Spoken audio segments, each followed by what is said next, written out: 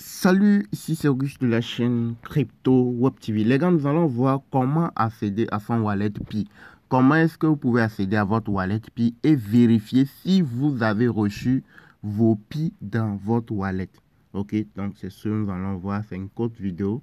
C'est ce que nous allons voir dans cette vidéo. Notre chaîne s'appelle Crypto Web TV. Abonnez-vous à la chaîne. Activez la cloche pour ne rien manquer.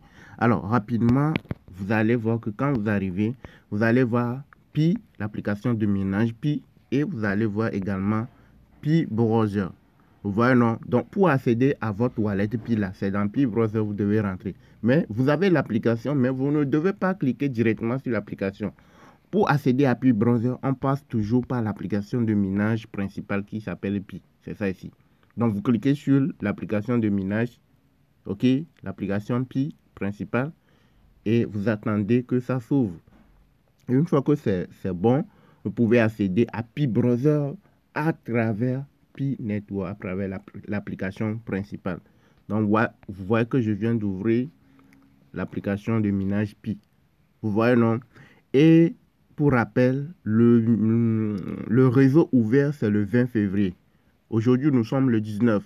Donc, le 20 février à 8 h du matin, c'est ça, ils ont dit, c'est ça ici, 8 h du matin, nous serons dans le réseau ouvert. Vous voyez, non? Et à partir de ce moment, il y a des échangeurs qui ont prévu lister la crypto-monnaie Pi. Est-ce que vous voyez un peu? Maintenant, comment est-ce que si la crypto Pi se fait lister, pour pouvoir retirer, pour pouvoir la revendre et retirer de l'argent, bien gagner de l'argent, tu dois l'envoyer sur un échangeur. Maintenant, il faut savoir, il faut chercher à voir si tu as déjà ton wallet Pi. Et si tu as ton wallet Pi, est-ce que tu as déjà reçu tes Pi? Toi-même, tes Pi que tu as mis là, est-ce que tu les as reçus dans ton wallet? Donc, on va aller vérifier. Je vais vous montrer comment accéder à votre wallet Pi. Vous voyez, non? Donc, vous êtes dans l'application de minage Pi. Vous venez ici. Vous voyez les trois petits barres là, non? Vous venez, vous cliquez sur ça. Quand vous cliquez sur ça, vous allez arriver ici. Et vous allez voir Pi Browser ici. Pi Browser, l'application qu'on a vue, ok, dans le téléphone. Et il était à une autre partie là. Vous n'allez pas cliquer directement sur Pi Browser. Vous venez toujours dans l'application de minage. Quand vous arrivez ici, vous allez voir ici Pi Browser. Pi Browser, c'est le navigateur de Pi Network. C'est comme c'est le Google. C'est comme c'est Google. Donc tu peux aller faire des recherches, tu peux accéder à d'autres fonctionnalités de Pi là, dans Pi Browser. Vous voyez, non? Non, je clique sur Pi Browser ici. Et ici, je viens ici, on dit quoi? Se connecter à Pi Browser. Donc, je clique ici et je patiente. Voilà. Et ça va me prendre, ça va me dire de choisir un navigateur. Donc, je reste sur Chrome pour pouvoir, pour avoir la possibilité de traduire en cas de traduction. Je clique ici sur une fois, et cette fois. Je patiente. Je patiente et ça va me rediriger dans Pi Browser. Toutes les applications de Pi Network là se regroupent dans Pi Browser. Voilà, donc c'est quand tu arrives dans Pi Browser, tu vas voir, tu vas choisir ce que tu veux faire. Est-ce que c'est le KYC que tu veux faire? Est-ce que tu veux vérifier si ton KYC est validé? Est-ce que tu veux créer ton wallet Pi? Etc. etc. Voilà, c'est tout ce qui se retrouve dans Pi Browser là. C'est ça. Tout ça, ce sont les applications de Pi Network. Fairsight, Wallet, etc. etc. Donc, dans tout ça, là, ce qui est le plus important pour nous, là, c'est Wallet et puis ça. Et puis KYC.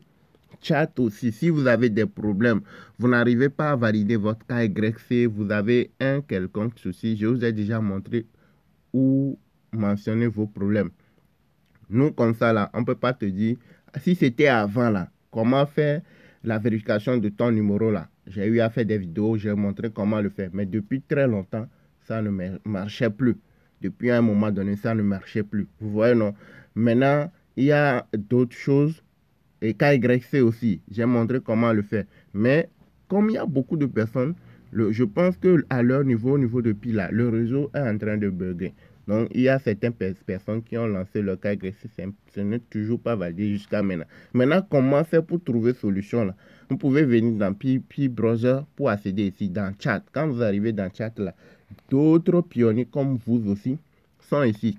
Donc, tu peux voir les commentaires des autres. Peut-être quelqu'un a le même problème que toi et il a réussi à le faire. Donc, il a peut-être commenté, il a peut-être donné sa réponse à quelqu'un et tu peux apprendre de la personne. Ça, c'est une des solutions pour trouver solution à ton problème éventuel problème.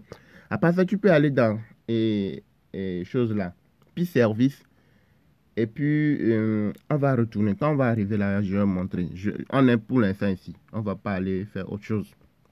J'ai dit au début de la vidéo comment accéder à son wallet Pi et comment voir si tu as des Pi transférés dans ton wallet Pi. Est-ce que tu as reçu les Pi que tu as minés? Parce que quand il y aura le listing là, c'est les Pi que tu as dans ton wallet, c'est ça, tu vas revendre pour gagner de l'argent. Donc, tu dois vérifier si tu as effectivement eu ta part. Maintenant, pour avoir ta part, il va falloir faire un certain nombre de choses. J'avais déjà fait plusieurs vidéos sur ça. Vous voyez, non? Donc, on va regarder. Ça, c'est Wallet Pi. Je clique sur ça pour accéder à mon Wallet Pi. Donc, ça, c'est le wallet. On m'a dit de mettre mes 24 mots-clés. Donc, je vais aller copier mes 24 mots-clés. Je mets ça ici et puis je clique ici pour accéder à mon Wallet Pi. Vous voyez, non? Je vous avais montré tout ça avant. OK? Alors, vous voyez, non, c'est bon. Une fois que j'ai mis mes 24 mots-clés, c'est ça. Vous voyez, on a écrit quoi? MyNetPi. Quand vous cliquez, vous allez voir. Je vais cliquer, vous allez voir. TestNetPi. Au tout début, on vous avait dit que de créer votre wallet Pi. Donc, c'est un wallet testnet. Et quand vous créez votre wallet testnet, on vous donne quoi? On vous donne 100 Pi pour pouvoir faire des transactions. Lorsque nous étions dans le réseau fermé, on est toujours dans le réseau fermé. On vous a dit de faire des exercices entre pionniers. Donc, quand tu es dans ton testnet là, tu as 100 Pi. Je vais cliquer, vous allez voir. Je clique sur testnet. Tu as 100 Pi. OK? Quand tu as 100 Pi là, tu peux envoyer ça à quelqu'un. Quelqu'un d'autre peut t'envoyer 3 Pi. Tu peux toi aussi pour faire des exercices de comment envoyer, recevoir, etc. Maintenant, après le moment là, est venu quand je reclique ici, après le moment de testnet là, est venu le moment de MyNetPi. Donc, quand tu arrives dans ton wallet Pi là, c'est dans MyNetPi que tu dois cliquer. Et pour voir si tu as des Pi, regardez ici, moi, mon solde ici, c'est ça ici. 975,59 Pi. Vous voyez, non, c'est ce que j'ai dans mon wallet Pi. Maintenant, dans le total que j'ai reçu là, j'ai stacké une partie. Si vous vous rappelez, au tout début, à un niveau donné, on vous a dit de stacker 30%, 50%, 40%, etc. pour miner beaucoup plus, pour que le minage soit pour gagner beaucoup plus de Pi. Vous vous rappelez, non? Donc, quand par exemple, le 20 février va arriver que, par exemple, supposons qu'il y a le listing sur certains échangeurs et que tu veux vendre tes Pi là. Les Pi que tu as stacké pendant 1 an, 6 mois, etc. là, ces Pi là, tu ne peux pas les revendre. C'est seulement ceux-là qui restent, que tu n'as pas sauvegardé, mais que tu n'as pas stacké là. C'est ceux-là que tu peux échanger, c'est ceux-là que tu peux vendre. Parce qu'ils ont fait tellement que tu dois stacker. Donc, une partie que tu as stacké là, c'est ça qui va faire consolider la crypto-monnaie Pi.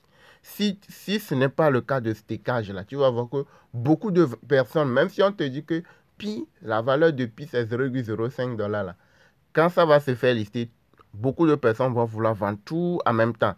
Et quand c'est comme ça, le projet va tomber à l'eau, peut tomber à l'eau et tout peut revenir à zéro. Donc, au moins, le staking va permettre au projet de survivre après le listing. OK, après le listing. Est-ce que vous voyez un peu? Donc, moi, quand vous arrivez, vous allez voir que moi, j'ai par exemple 975 Pi ici. Maintenant, on dit solde disponible 97,05 Pi. Donc, c'est ça. Verrouillage. Quand je viens dans verrouillage, vous voyez, non? Donc, vous avez ici, j'ai stacké, regardez, 877 Pi, c'est ça, j'ai stacké. Voilà, non? Le 8/07/2025. Donc, le 8/07/2025, ce nombre de Pi là va être déstacké. C'est comme j'ai bloqué, oui, c'est ça. Donc, c'est le moment, le délai pour que ça soit déstacké, c'est ça. Donc, pour ce que je peux revendre, voilà, non, ce que je peux revendre, ok, c'est ce qui est au niveau de mon solde disponible. Voilà, non, ce qui est ici. Ce que je peux revendre, c'est ça ici. Donc, tous les autres aussi qui ont stacké leur pi, c'est comme ça. Est-ce que vous voyez un peu? Donc, comment vérifier si tu as des pi dans ton wallet là? Déjà, il faut rentrer dans ton MyNet Pi, dans ton wallet Pi, pour voir si tu as des pi arrivés. Si tu n'as pas encore des pi arrivés, là, tu as du travail. Est-ce que vous voyez un peu? Mais si tu as du pi, là, quand il y aura le listen, tu peux profiter. Est-ce que tu vois un peu? Maintenant, va vérifier, comme j'ai montré, va vérifier si tu as des pi migrés dans ton wallet. Ouais, non? Si tu as